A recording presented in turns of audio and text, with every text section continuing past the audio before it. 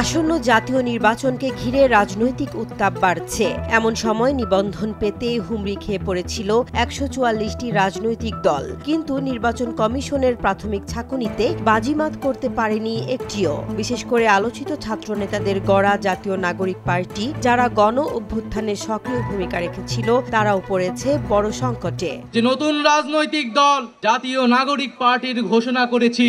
নতুন রাজনৈতিক দল হিসেবে নিবন্ধন পেতে নির্বাচন কমিশনে আবেদন করেছিল ১৪৪টি দল, কিন্তু ইসির বাছাইয়ে দেখা গেছে একটি দলও নিবন্ধনের জন্য নির্ধারিত সব শর্ত পূরণ করতে পারেনি। সবচেয়ে আলোচিত দলগুলোর একটি জাতীয় নাগরিক পার্টি এনসিপি। ছাত্র আন্দোলনের নেতৃত্ব দিয়ে পরিচিতি পাওয়া এই দলটি ২৫টি উপজেলায় প্রয়োজনীয় ২০০ ভোটারের স্বাক্ষর সংগ্রহে ব্যর্থ হয়েছে। পাশাপাশি দলের আবেদনে রয়েছে একাধিক প্রশাসনিক ও গঠনতন্ত্রগত ত্রুটি।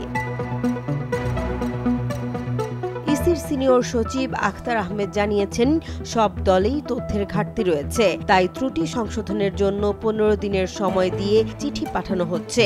জাতীয় নাগরিক পার্টির আহ্বায়ক মোহাম্মদ নাহিদ ইসলাম বরাবর পাঠানো চিঠিতে ইসি উল্লেখ করেছেন, দলটির জেলা পর্যায়ের পূর্ণাঙ্গ ঠিকানা সহ দপ্তরের তালিকা অনুপস্থিত, ২০০ ভোটারের স্বাক্ষর অসম্পূর্ণ, আবেদনের তহবিল বিবরণীতে অর্থের পরিমাণ উল্লেখিত নয়। এছাড়া গঠনতন্ত্রেও উল্লেখযোগ্য ত্রুটি রয়েছে।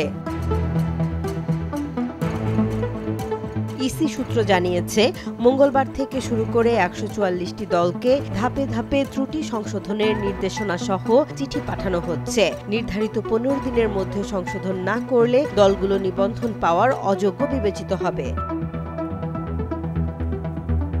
নিবন্ধন পেতে রাজনৈতিক দলগুলোর বিপর্যয় স্পষ্ট।